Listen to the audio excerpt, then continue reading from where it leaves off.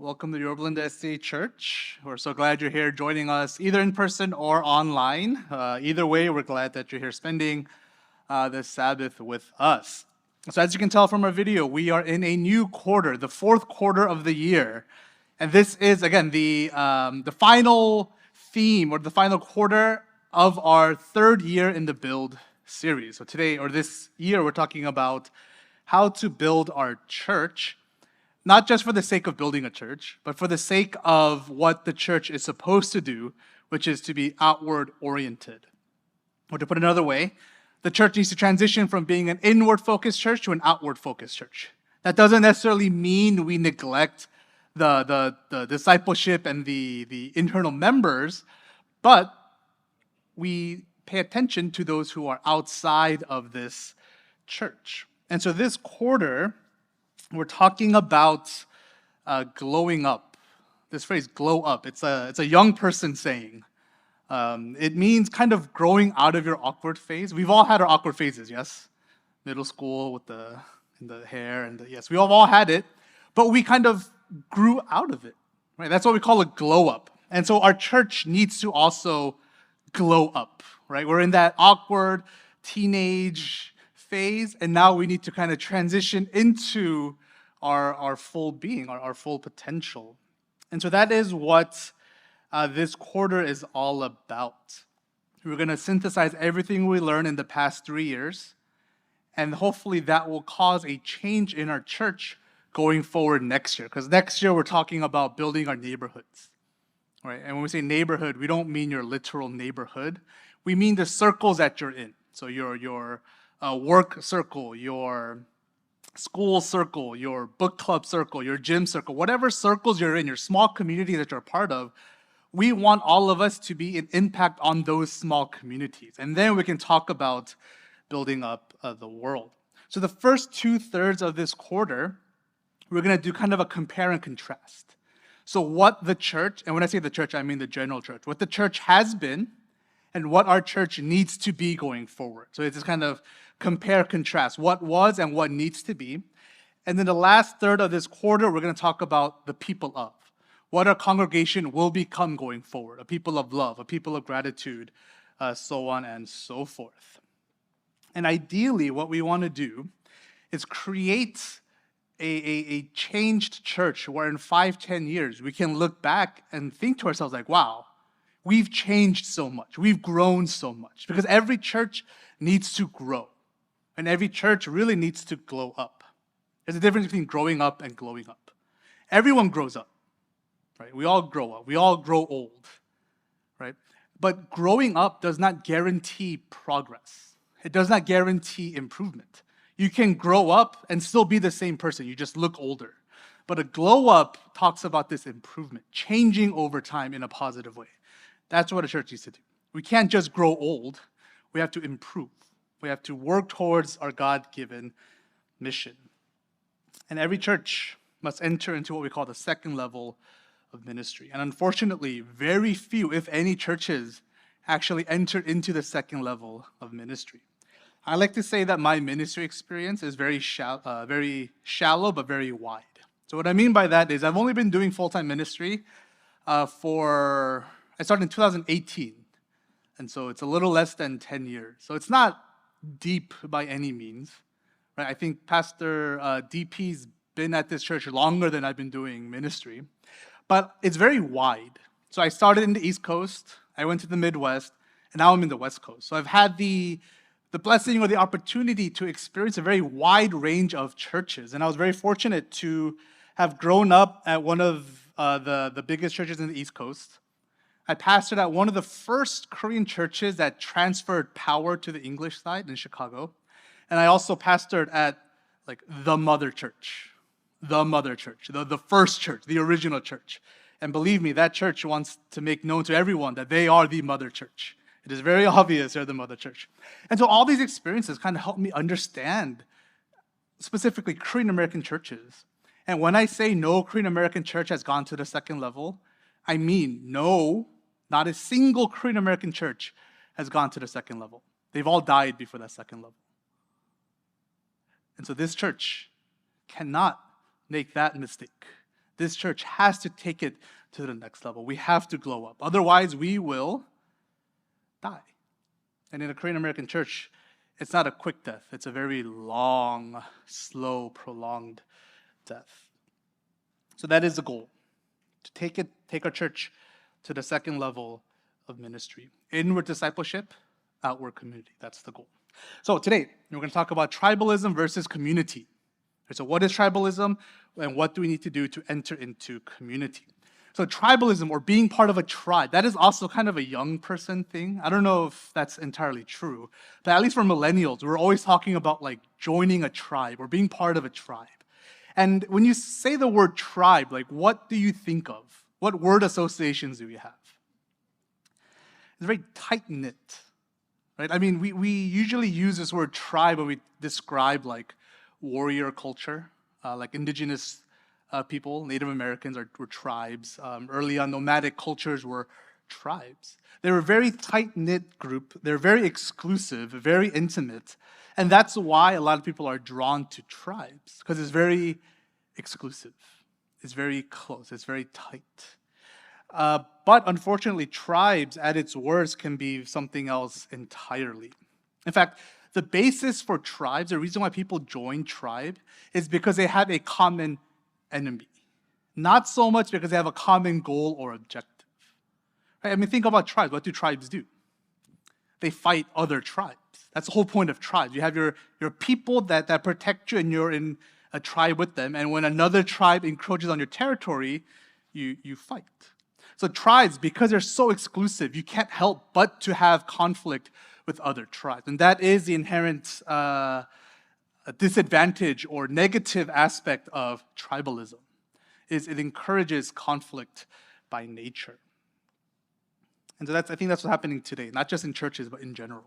We become very tribalized. We have our tribe, and the things that bring us in aren't necessarily things that we have in common. The things that bring us in are our common enemies. We come together to fight something or to be against someone. That is what brings us in together. And that is, I think, a big part of why we are in the loneliest phase of American history, which we'll get to in a little bit. There have been a number of studies on happiness. People want to discover and learn, like, what makes humans happy?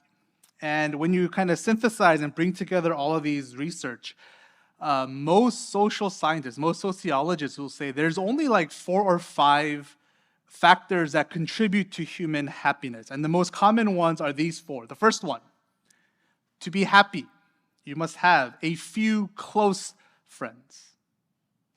A close friend is very simply described as like when you're happy, they're happy. When you're sad, they're sad. Right? Those are the close friends we have. We need to have close friends in our lives for us to have happiness. Number 2, family. Okay, so family is not specifically or exclusively biological, but kin. People who you do life with on a daily basis.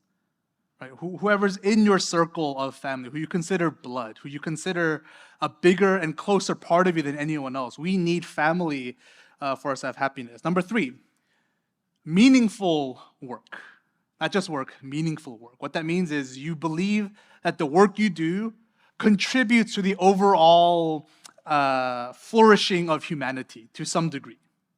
Right? Meaningful work. And the last one is a theology or philosophy to make sense of life, specifically during death and suffering. What life view or theology or philosophy do you have to make sense of the suffering that we go through? Most sociologists believe if you have all of those 4 things, you are generally considered to be a happy person. And if you notice, of these 4, 2 are relational. You could make the argument that meaningful work involves coworkers. Relationships play a significant part in our general happiness. In the half decade since COVID, the average American has gone from 3.2 close friends to 1.8 close friends in the last 5 years. In the last 5 years, the number of close friends the average American has been cut in half.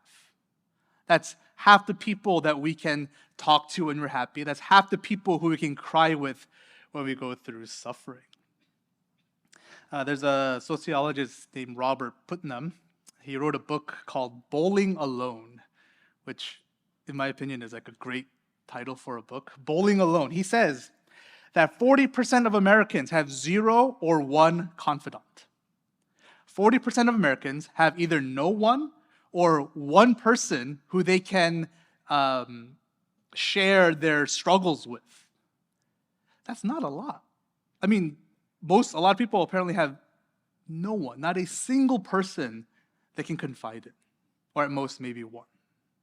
This is the culture that we're in. And I mentioned in an earlier sermon, the Surgeon General of America released a Surgeon General's warning about the effect of loneliness in the American people. Remember, we talked about how Surgeon General's warnings, they released one for smoking, one for, I think, like alcohol. Like, these are things that contribute to the health of Americans, and one of them is loneliness. America is experiencing an epidemic of loneliness that has never been seen in the history of America before.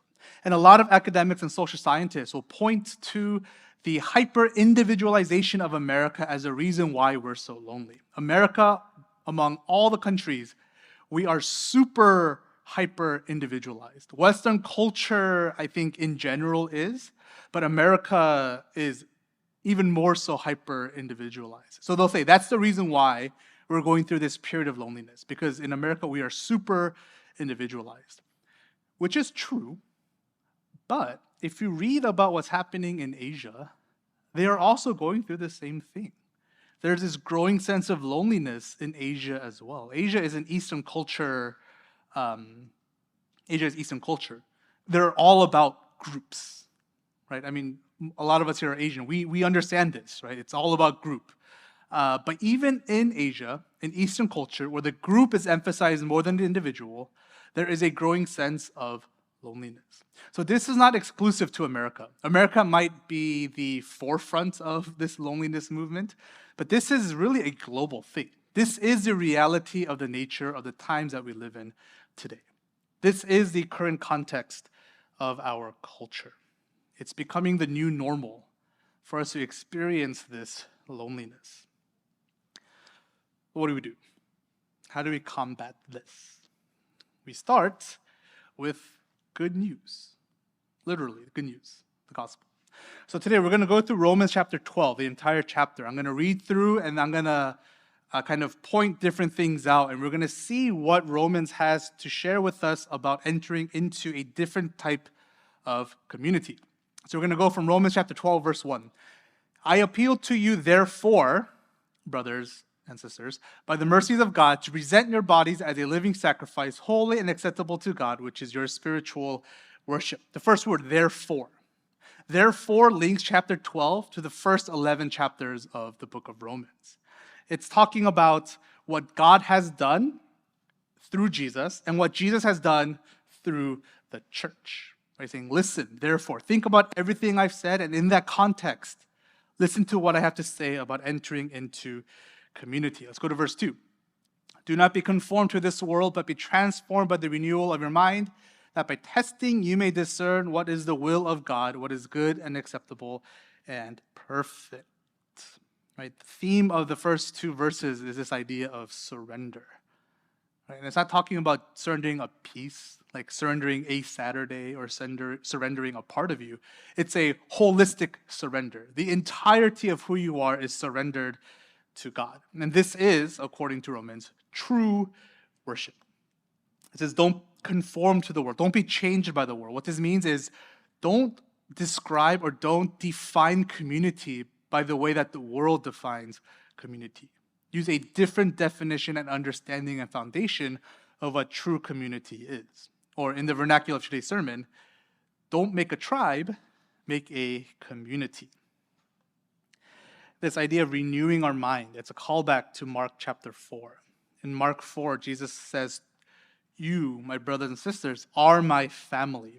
And we are family because we do the will of God. That is the thing that brings this family, this community together. It's not political ideology, it's not tribalism, it's not what you think, it's not ethnic identity. It is coming around the will of God. And we're going to talk about what the will of God is in a little bit. Verse 3. For by grace given to me, I say to everyone among you not to think of himself more highly than he ought to think, but to think with sober judgment, each according to the measure of faith that God has assigned. Every one of you, I think all of you, this is not an exclusive message. This is not just for the Israelites. This is not just for the Adventists, not just for the Christians. This is for every single person. This is a very inclusive message. And the prerequisite of entering into community is humility. We have to humble ourselves, lower ourselves to enter into this type of community. We're going to read verses 4 through 8. For as in one body we have many members, and the members do not all have the same function. So we, though many, are one body in Christ, and individually members one of another. Having gifts that differ according to the grace given to us, let us use them. If prophecy, in proportion to our faith. If service, in our serving. The one who teaches, in his teaching. The one who exhorts, in his exhortations.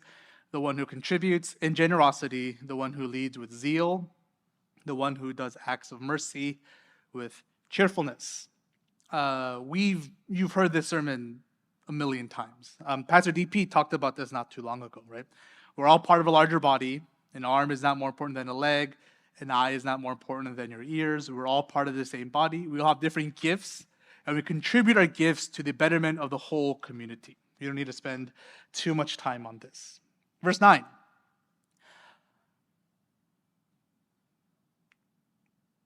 Let love be genuine. Abhor what is evil. Hold fast to what is good. Verse 10. Love one another with brotherly affection. Outdo one another in showing honor.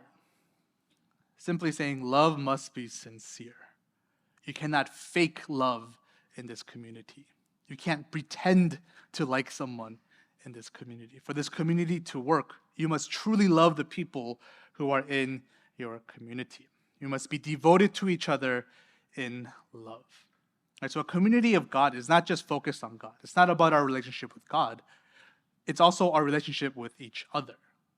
Right, so we have our relationship with God, our love from God, and that feeds into how we love the people who are around us. Verse 11.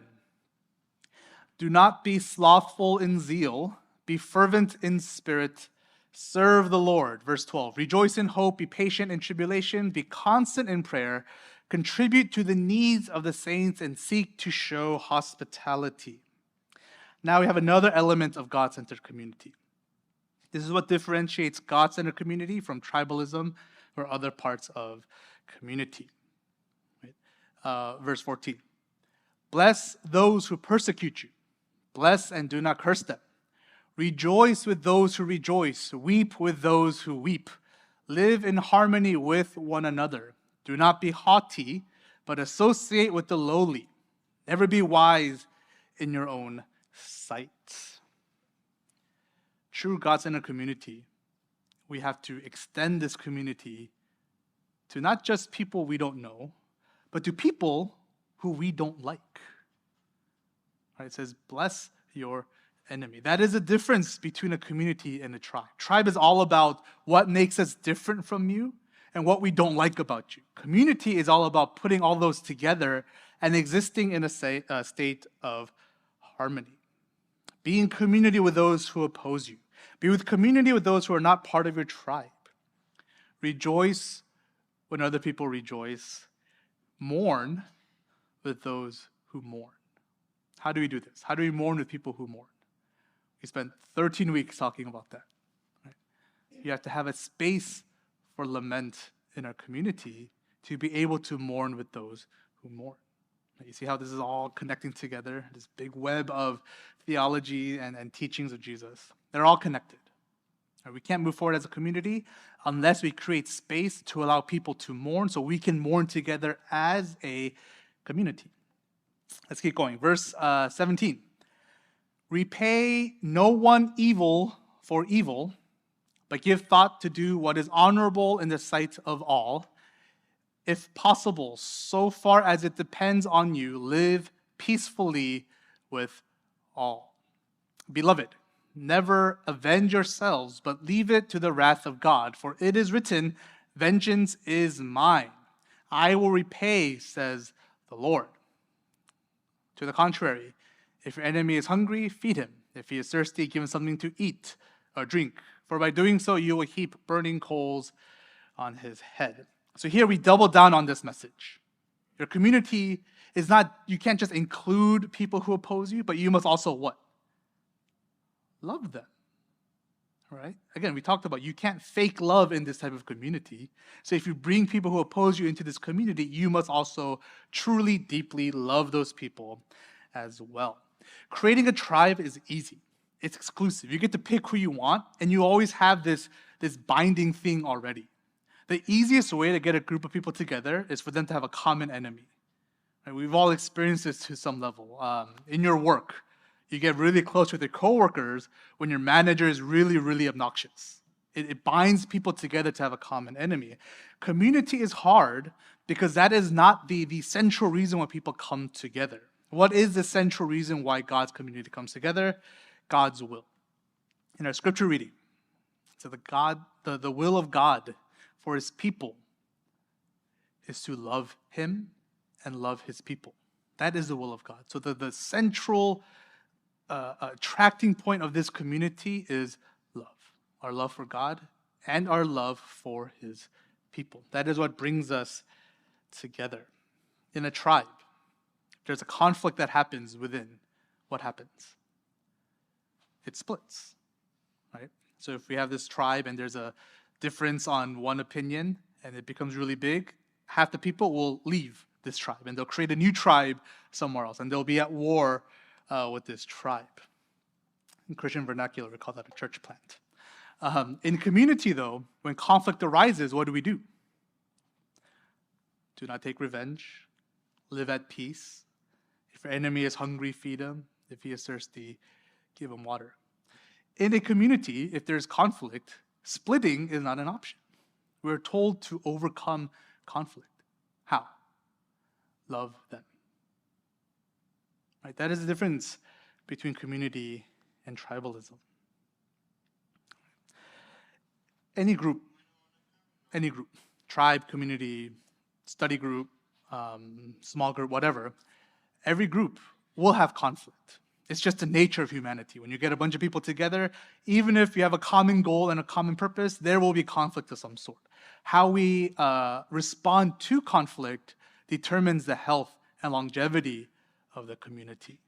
Right? We have to be able, using the teachings of Romans, to navigate through conflict in love. Right? So, how do we build community at church? There's a book called The Search to Belong.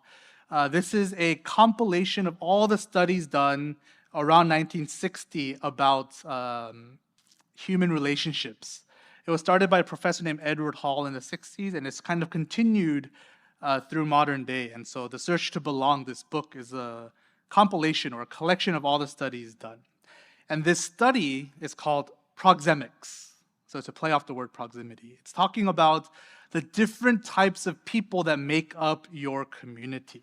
So there are 4 types of relationships that we tend to have in our lives. The first one is public. Okay, so they describe proxemics by how close they are. So the first one, public, are people who are 12 feet away from you or further. This is a metaphor. 12 feet or further. This is about 70 plus people in your lives. Okay, so about 70 people in your life are what we call public relationships. This is like if you go to a sports game, if you go to a concert, if you go to a rally, internet, Reddit subthreads, churches. They're people who you have common goals, common objectives, but you don't really know each other deeply. Right? If you go to, a Commanders game to watch football. When I go, everyone in the stadium, or 40% of the stadium, we're all there to watch the Commanders play. That's our common goal. but I don't know the guy next to me. I don't know the person who's on the other side of me. We just have this one common goal, and for this temporary time and period, we are all united in that common goal. But beyond that, there is no relationship. Number two is what we call social. These are people who are about 4 to 12 feet away from you, and this makes up about 20 to 50 people in your life. These are people that you know at work. These are people in your neighborhood who you know their first names, and when you take out your trash, you do the awkward, hey, how's it going? Good to see you. Those are our social groups. Book clubs. When you go to the gym, if you work out with like the same group of people, if you go to the grocery store and it happens to line up with your neighbor who goes at the same time. This is our social group. People who you spend consistent time with. Right? The third is personal. They're about 1.5 feet to 4 feet away from you. This makes up about 5 to 12 people in your life. People who know you, who know your history, who know your past, who knows what you want to be, who are kind of more intimate in that way. And the final one is intimate, 0 to 1.5 feet away. This is about 2 to 4 people maximum. This is your spouse, your best friend, your confidant. People who, when you struggle, you share with them. When something exciting happens to you, you share with them. These are the close people in our lives. And the goal of the church should be able to address all 4 of these social groups. I think our churches are really good at the second one, the social one, 20 to 50 people. And it's about the average size of an ethnic Adventist church. Right? We're really good at that. But we need to be able to go one above, to the public level. Right? Because a smaller group is easy. We all came with a common goal and a common purpose. We all know each other. We have very similar backgrounds. In fact, a lot of us have even entered into the third level of close friends. But what about the first level, the public one? How good is our church at doing that? In the context of church and building church, we need to engage with that first group. We need to engage with the public. We need to engage with the general people who come with a common goal and a common purpose. People who are looking for community. People who are looking for just anyone they can talk to share with what they're struggling with. People who are just looking for the hope of relationships. And this is why this is important. A lot of people, especially young people, especially millennials and Gen Z, we lack trust. Of all the generations to come, we are the most untrustworthy generation. When I say untrustworthy, I mean we trust the world the least because of the experiences that we have. And it is true for church too. They lack trust in church. For millennials, it's because a lot of us have been hurt by the church. For Gen Z, it's because they simply have no relationship with the church. They don't know what the church is. So there's this lack of trust. And this isn't exclusive to millennials and Gen Z, by the way. I'm sure a lot of you have been hurt by the church. I'm sure a lot of you know someone who's been deeply hurt by the church, which is why they refuse to come back. We've all experienced pain in the community that we call churches. Believe me, I know all about being hurt by the church. I'm a pastor. You could say that we are professional getting hurt by the church people. When we go to seminary, we don't get a master's in divinity. We get PhD in getting hurt by church. There's this one pastor I know. He's a very dramatic pastor. And I talked to him. I'm like, this happened and it really hurt me at church. And he'd be like, look, all the scars on people who hurt me from my church. Look at this, right? As pastors, we get hurt a lot. And when we get hurt by the church, it's easy to run away from the church because that's what we do. When something hurts you, your natural instinct is to what? Run away. When you touch something hot, what does your hand do without you thinking about it? Recoils. It's built into our DNA. It's built into who we are as humans, to run away from what hurts you. And in most cases, you should run away from what hurts you, but not church. John Mark Comer, he's a pastor who is in Portland, someone who I really like reading and actually influenced his sermon in a lot of ways. He said this once, and I think it's just really, really beautiful. The church can be in the way of God, but it will never cease to also be the way to God. Right? The church can prevent a lot of people from experiencing God because the church is a human man-made institution. Okay? But the church is also the way to God.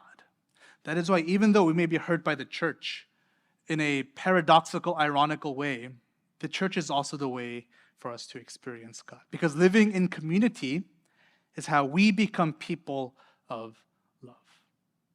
It's very hard for us to experience God by ourselves. We talked about this 2 weeks ago. God is love. When you experience love, what are you experiencing? God. It's very difficult to experience God without community. When we say we want so-and-so to experience God, essentially what we're saying is we want so-and-so to experience love. And the only way we can do that is to bring them into our community. Community, God-centered community, is also how we heal. Again, paradoxically, it could be a source of pain, but it's also a source of healing. I came out of my last church very hurt, very broken, very hurt. And when I came to Yorba Linda, I told the pastoral staff, I'm not doing pastor stuff. I'll give sermons because I like writing and I like giving sermons, but I don't want to do any other pastor stuff. No visitations, no small groups, no Bible study. I'm going to just do my thing in the back and go home. And in the beginning, that's really all I did. I came, I did my stuff, and I left. And I remember in the beginning, Pastor DP kept asking me if I needed help. Oh, I can send so-and-so to help you with media. Nope. No, thank you. This is a one-man team, a tribe of one. Don't send anyone to me. I got it. Leave me alone. And it was true. In the beginning, I was very intentional about, don't get near me. Let me do my thing. Let me run the live stream. Let me mix the sound, and let me go home. And over time, it changed. And the reason why it changed is because community.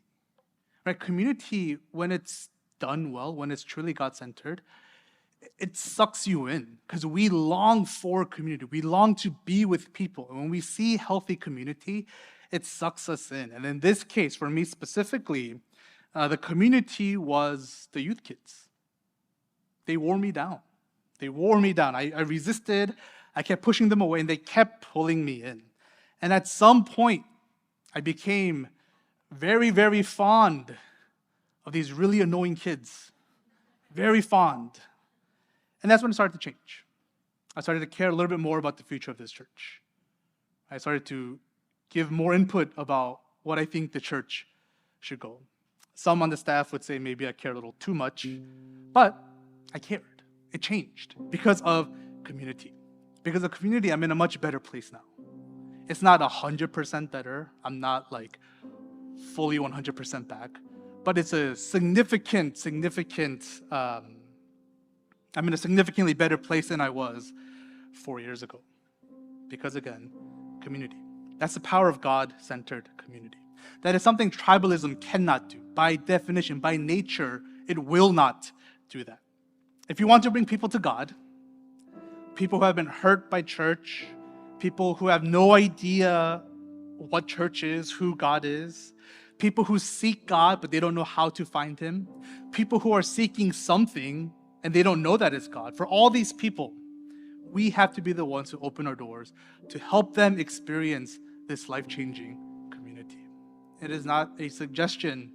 It is a command by God to His church to do this. The church must be God-centered community and open its doors to allow other people to experience God through community. And as someone whose life has changed because of community, I can tell you, it is very important. It is very, very important. And within our community, we cannot morph this or change this into tribalism. We have to let this remain a God-centered community. Otherwise, we're just like anything else in this world. It's us versus you, why I hate you, why I don't like you. That cannot be a part of God's community. Because God's community, again, is centered around the will of God, which is love. So, let's glow up. Let's glow up.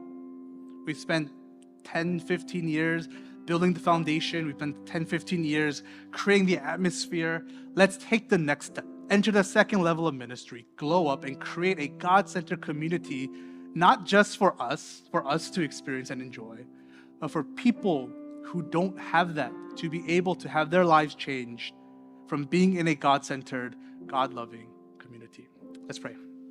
Heavenly Father, I thank you again for the Sabbath, but more importantly, I thank you for this church, for the people here, for the community that we have. And even though sometimes we may fail and we drift into tribalism, we have conflict and we fight, and we don't want to love our enemies, we don't want to give them water when they're thirsty, I pray that you will remind us over and over, time and time again, that we are called to be something greater than what we think we are, that we are called to be a part of a life-changing, love-centered community. I pray that you will help our church to continue to develop this, that we will continue to build each other up, continue to love each other, to support each other in our church, but that we will start the process of transitioning into an outward-facing church so that other people who have not experienced community of love, who have not experienced the hope that comes from community, who have not experienced the love that comes from community, that they too can experience this, and that they too can be changed and experience you in your fullness, in the way that you intended through relationships. Help our church to take that next step, to elevate our ministry, to continue to build in our church, but more importantly, to build in Orange County, to build in our neighborhoods, our circles, wherever we go, so that we can start to establish your kingdom here, and that we can start to spread your message of love and hope to everyone around us. In your name I pray, amen.